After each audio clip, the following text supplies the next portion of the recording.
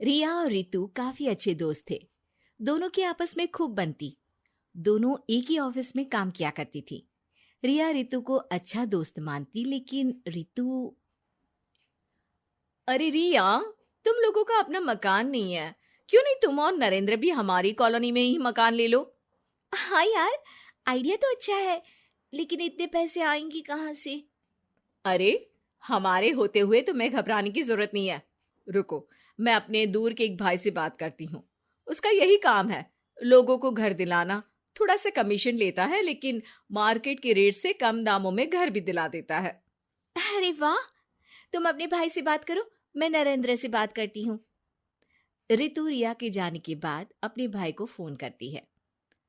अरे भाई, कोई मकान बिक रहा हो तो बताओ, मेरी एक सहेली को चाहिए।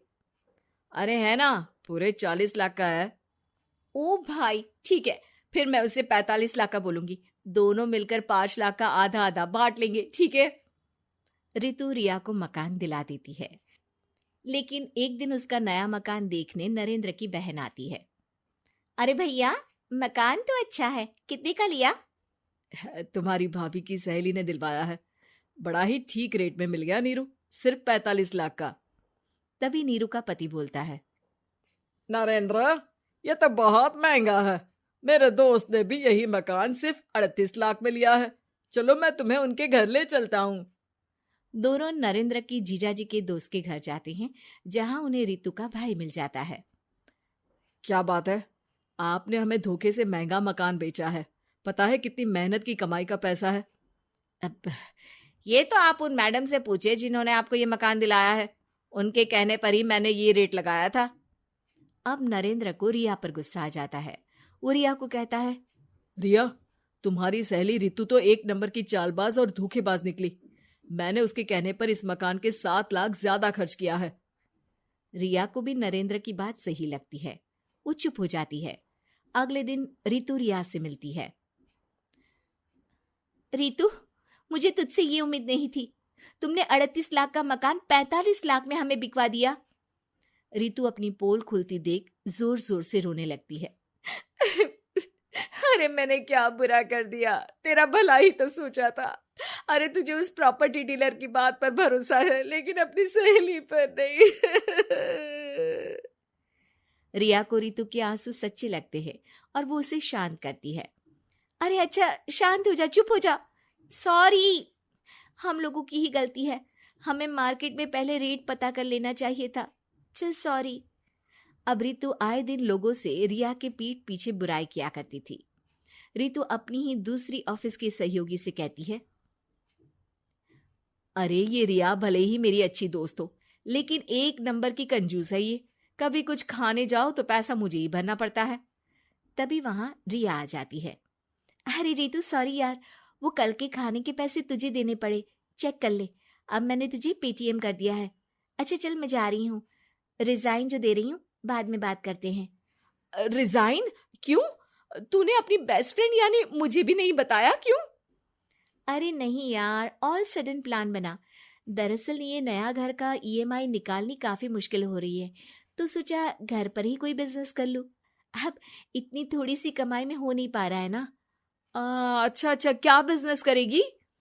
देख, तू तो जानती है कि यहाँ मुझे सिर्फ 15,000 मिलता है, लेकिन घर में बच्चों का प्ले स्कूल खोलूंगी तो पूरे 4,000 एक बच्चे से मिलेगा। 10 भी आ गए बच्चे तो पूरे 40,000 की कमाई, वो भी घर पर रहकर। है ना अच्छा आइडिया?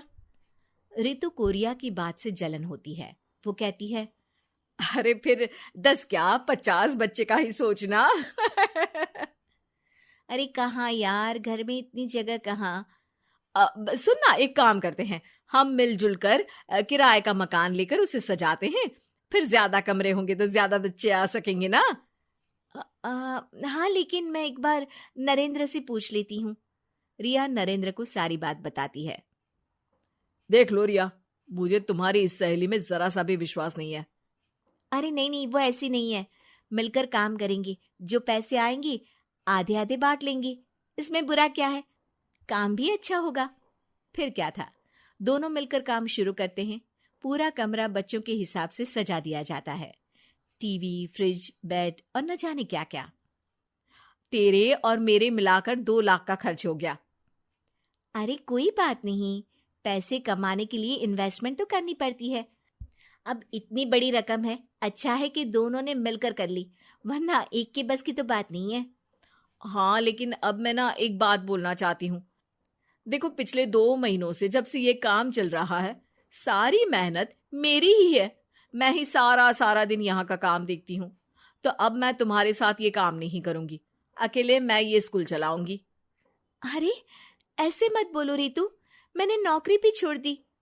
थोड़ी बहुत सेविंग्स थी, वो भी मैंने स्कूल को बनाने में लगा दी। अब यार, तुम तो आलसी भी हो। मुझे नहीं लगता तुम ये काम कर पाओगी। रितु, नरेंद्र ठीक बोलते थे, तुम भरोसे के लायक नहीं हो। ये मेरी गलती है कि मैंने तुम पर विश्वास किया। अच्छा जी, तो गलती की ना। मैं तुमको तुम्हारे पैसे धीरे धीरे करके दे दूंगी। अच्छा होगा कि अब तुम यहां से निकल जाओ। बेचारी रिया सर झुकाकर घर वापस आ जाती है।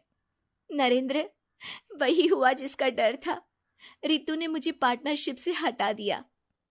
मैं ये बात जानता था रिया, लेकिन मैंने तुम्हें इसलिए फोर्स नहीं किया क्योंकि जब तक तुम खुद धोखा नहीं खाती, तुम्हें अकल नहीं आती। हाँ, लेकिन अब वही जो पहले सोचा था। और फिर क्या, रिया घर से ही बच्चों को संभालने का काम शुरू कर देती है।